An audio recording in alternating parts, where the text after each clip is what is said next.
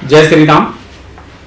कई बार लोगों के मन के अंदर ये बहुत बड़ी भ्रांति चलती है कि हमारी कुंडली में जो शिक्षा का कारक होता है, जो हमको शिक्षा देता है, मतलब जो हम शिक्षा लेते हैं, या कोई बालक पढ़ने में बहुत तेज होता है तो वो गुरु बृहस्पति के कारण होता है। आज ये भ्रांति, ये मिथक आपके दिमाग से मैं निकालना चाहता हूं, क्योंकि सर्वप्रथम क्या होता है कि जब भी कोई बच्चा पढ़ने में बहुत तेज होता है, माइंड से बहुत ही तेज बच्चा होता है, वो बुध के कारण होता है। क्योंकि बुध ग्रह जो होता है वो बुद्धि का कारक होता है, और बुद्धि के प्रदत्त देवता जो हैं, जो मतलब भगवान है, वो भगवान विष्णु है। इसलिए गुरु का काम जो है, गुरु का काम सिर्फ है शिक्षा देना, और बुद्ध का काम है शिक्षा लेना। बुद्ध जो है शिक्षा लेता है। तो इस कारण से जिसकी कुंडली में पंचम भाव में अगर बुद्ध बैठा हो या पंचम भाव को बुद्ध देख रहा हो, ऐसा व्यक्ति बहुत अच्छा शिक्षा लेता है, बहुत तेज तरार होता है, और उसके पास बहुत अच्छा ज्ञान होता है। क्योंकि बुद्धि का प्रदत्त देवता बुद्ध है। आपके अगर बुद्धि कुंठित है किसी भी व्यक्ति का, अगर आप उसे कितना बढ़िया गुरु क्यों ना करवा दो, बहुत अच्छा गुरु आ जाए, लेकिन फिर भी वो उसे घोट के पिला नहीं सकता है जब तक कि उस व्यक्ति के जीवन में बुद्ध का बढ़िया ना होना। और कैसे किसी व्यक्ति का जो बुद्ध होता है वो क्यों खराब हो जाता है? कई बार अगर हम देखें तो बुद्ध क्यों खराब हो जाता है? जो अपने घर में बहनों से अपने लड़ाई करते रहते हैं, उनका बुद्ध अक्सर खराब हो जाता है। क्योंकि जो बहनों से लड़ाई करेंगे और उसके बाद में जो बुद्ध का खराब होना, जैसे सपोज करो, मान लिया कि लोग जो हैं हरी चीज जैसे होता है कि प्रकृति के साथ खिलवाड़ करना, हरे पेड़ कटवा देना, हरे पेड़ को नुकसान पहुंचाना, हरी चीजों को नुकसान पहुंचाना, इससे क्या होता है कि उसका बुद्ध जो है वो खराब हो जाता है, पहला नंबर। दूसरा नंबर क्या है कि बुद्ध जो होता है वो हमारे डाइजेशन का भी बहुत बड़ा कारक होता है।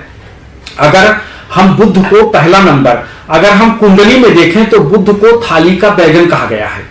थाली का बैगन का मतलब क्या है कि बुद्ध का अलाइनमेंट नहीं हो सकता बुद्धि का, कभी इधर भागेगा, कभी उधर भागेगा, कभी उधर भागेगा, कभी उधर भागेगा, जितना भी उसको पकड़ के लाओ उतना ही भागेगा वो। तो इसलिए बुद्ध को जो है थाली का बैगन कहा गया है, और बुद्ध का अलाइनमेंट नहीं हो पाता है। लेकिन हमारी जो कुंडली है, कुंडली के अंदर बुद्ध को लोग ऐसा कहते हैं कि जिस ग्रह के साथ बैठता है उसके जैसा फल देता है।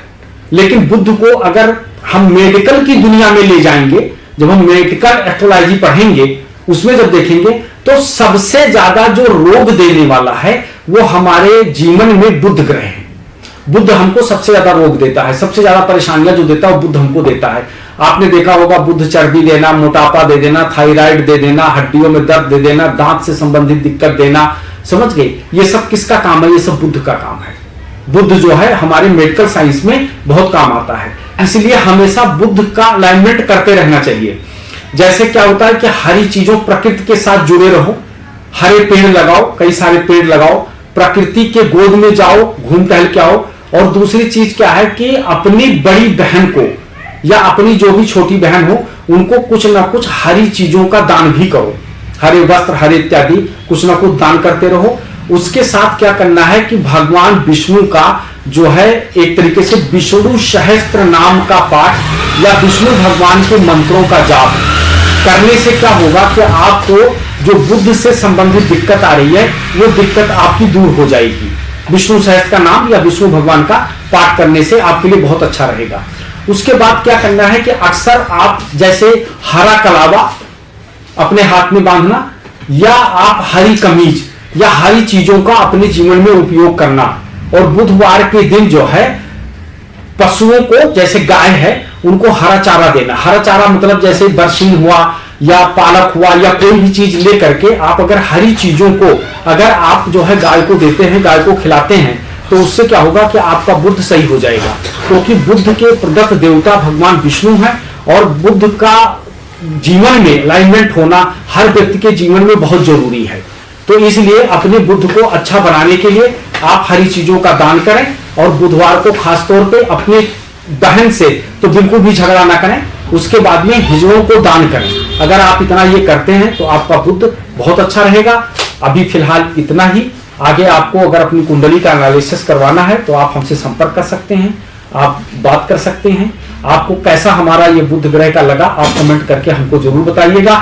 जय श्री राम, हर हर महादेव, जय मां विंध्यवासिनी।